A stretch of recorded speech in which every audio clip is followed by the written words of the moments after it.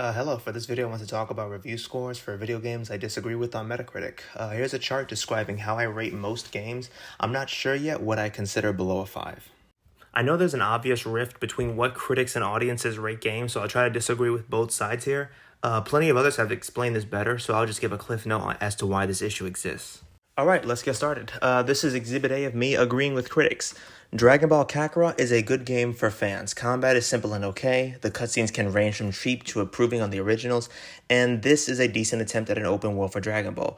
But this isn't an 8. Like, the side missions are immediately repetitive, the same goes for the voice lines. Customizing your party had limits as you could only play certain characters, meaning I couldn't main Tenshinhan. I know he sucks, I still want to use him. Overall, this ranks among Dragon Balls better, but this still isn't great. Mafia 2, ambitious, good story, decent challenge, and the Playboy was a nice touch. Everything else was mediocre. Me interacting with the lights and faucet was cool but pointless. I had no incentive to explore the map. Combat was just there. Police are way too smart. They'll remember your license plate and chase you for speeding. It was awkward to have to jump between chapters to access money and wanted posters. The fact that my progress didn't carry to previous chapters gave me less incentive to buy stuff. Speaking of which, some chapters are just cutscenes. Like, this game is fun if you keep moving forward, straight from the path, and it's awkward and empty.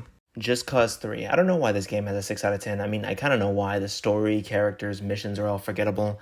The open world is nice to look at, but it's empty. And also on the PS4, you can accidentally delete your save.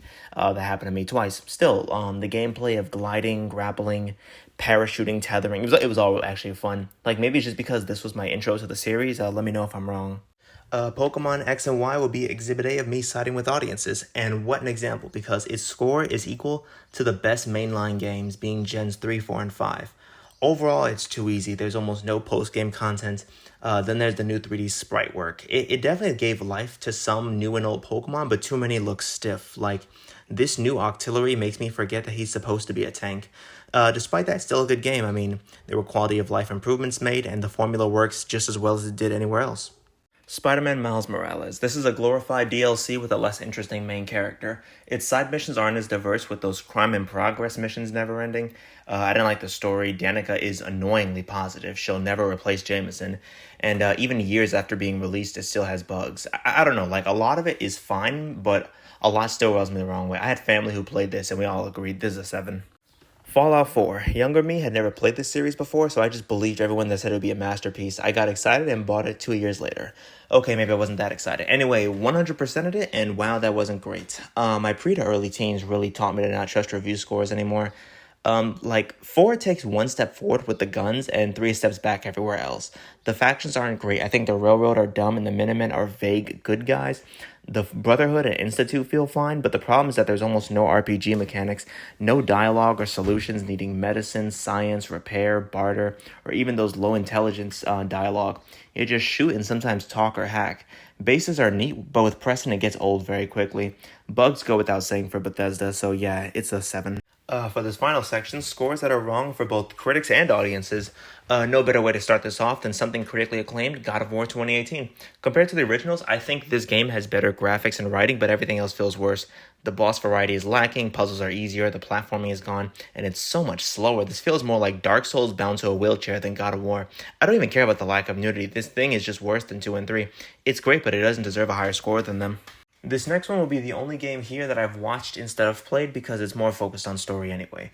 Story games don't interest me as much as they used to. I prefer gameplay over story every time. Still, I do acknowledge these games as good.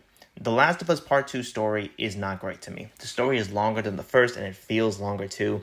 Too many characters were here that I didn't care about or like. The combat was there, same as the last game. Think of the combat like Silent Hill Downpour improved with more guns and added stealth. This game deserves its Game of the Year award much less than God of War 2018. It's more of a 7 than a 5 or a 10. This game proves to me that review scores should almost never be immediate. Everyone was calling this game peak or trash. It's neither, it's just fine. Okay, for my final choice, I've chosen Batman Arkham Origins. This game is flawed. The online multiplayer when active wasn't great, some of the gadgets suck in a fight, and the city doesn't have a lot of personality. Despite that, this game is objectively better than Arkham Asylum. It has better graphics, boss fights, story, character designs, detective missions, and a much more detailed combat system. Asylum looks better, but Origins plays better. That's the end. I hope you enjoyed this.